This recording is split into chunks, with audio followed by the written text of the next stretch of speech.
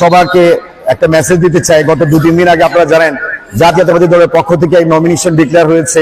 আমি কুলিয়ারচরের সন্তান হিসেবে পঞ্চমবারের মতো আমি আমার দল থেকে আমি মনোনয়ন পেয়েছি। সেই কারণে আমি আল্লাহর কাছে শুকরিয়া আদায় করছি, আর কুলিয়ারচরবাসীর কাছে আমি দোয়া চাচ্ছি, আমার জন্য দোয়া করবেন। আর এই যুব সমাজ আজকের যে এই খেলার আয়োজন করেছে তাদেরকে আমি ধন্যবাদ জানাই।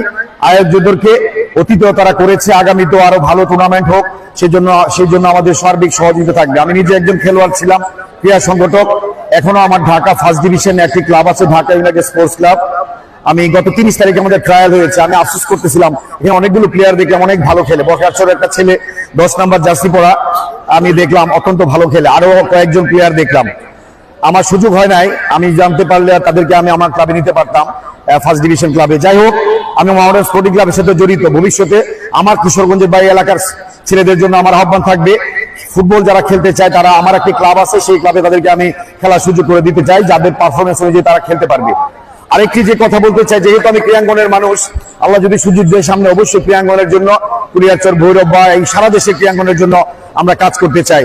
এবং একটি মেসেজ, একটি কথা আপনাদেরকে বলতে চাই, আমাদের কুলিয়ারচরে মিনি স্টেডিয়াম হবে 5 তারিখের পরে। আমি নিজে এনএসসিতে গিয়েছি, ক্রীড়া মন্ত্রণালয়ে গিয়েছি একটা মিনি স্টেডিয়ামের জন্য, কারণ অনেক জেলাতে উপজেলাতে মিনি স্টেডিয়াম হয়ে গেছে। ইনশাআল্লাহ ইতিমধ্যে প্রকল্প হয়ে গেছে, ফান্ডিং হয়ে গেছে। এমনও হতে পারে ইলেকশনের আগে টেন্ডার হয়ে যেতে পারে, না হলে অবশ্যই হবে। এটা জায়গা নির্ধারণ হয়ে গেছে প্রায়। মেসেজটা আপনারা আনুষ্ঠানিকভাবে পরে জানতে পারবেন। দোয়া করবেন ইনশাআল্লাহ। শুধু খেলাধুলা নয়, সর্বক্ষেত্রে আমরা আগামী দিনে এই কুলিয়ারচর ভৈরবের জন্য কাজ করতে চাই। আয়োজকদেরকে আবারও ধন্যবাদ, খেলোয়াড়দেরকে ধন্যবাদ জানাই। সুশৃঙ্খল, অত্যন্ত প্রাণবন্ত, খুবই নান্দনিক খেলা হচ্ছে, আমরা সবাই উপভোগ করবো। সবাইকে ধন্যবাদ। আসসালামু আলাইকুম।